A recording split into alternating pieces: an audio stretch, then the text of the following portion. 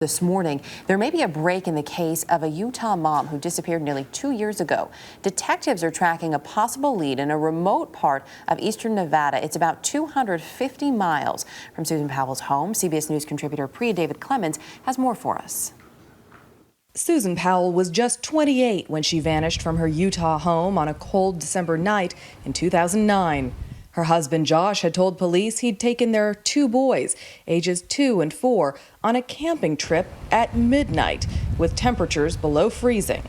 From that first day, almost 2 years ago. It's been really hard, but you just keep going. Susan Powell's friends and family have pointed the finger squarely at Josh. I didn't do anything. I mean, I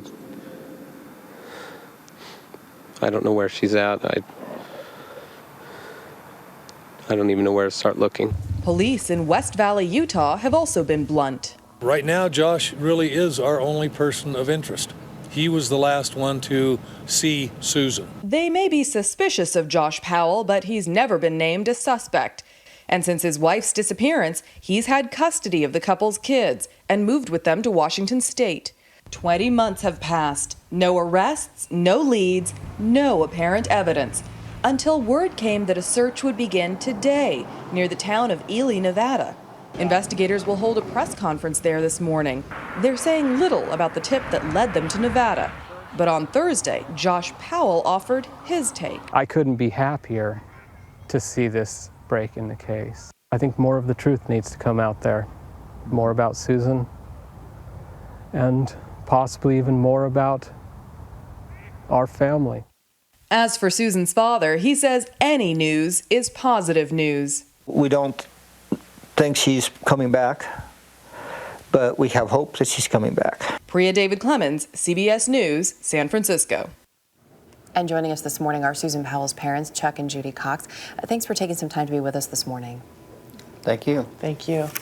Chuck, as I understand it, the police didn't contact you directly about this new lead, but there's been a press release. As we know, there's going to be a press conference a little bit later today. When you hear all of these things, you hear about a new search. What does it make you think, Chuck? Well, it's another search. When we talked to the police, they told us that they were going out to Ely, Nevada, and looking and had something going on, but they didn't give us any details, and it's just another lead that the police are looking at. It obviously gives you some hope, which would be understandable. Judy, how has it been for you these last couple of years, trying so desperately, I know, to help in the search to find your daughter and to get some answers? It's a long struggle. It's something you think about every day, and realize you have to put your foot forward each day as you get up, and realizing it's really happening, and you hope it's just a bad dream, but it's definitely a nightmare, and it is hard. Pictures of your daughter are just beautiful. You can tell she has such a life about her. There was a lot of talk about what a wonderfully devoted mother she is to her 2 little boys. Her husband, Josh, is a person of interest, police have said, but he is not a suspect. He's taken out a restraining order against you. Are you able to see your grandsons at all, Chuck?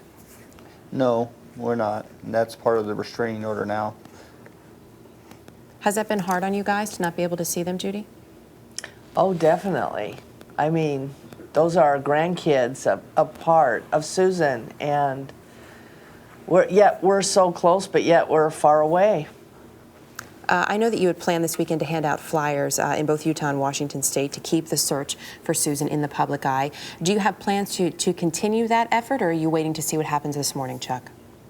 We're planning to continue it. Of course, if they find her, then that would change. But other than that, we're planning to go ahead.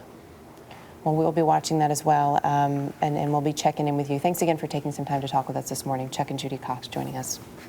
Thank you.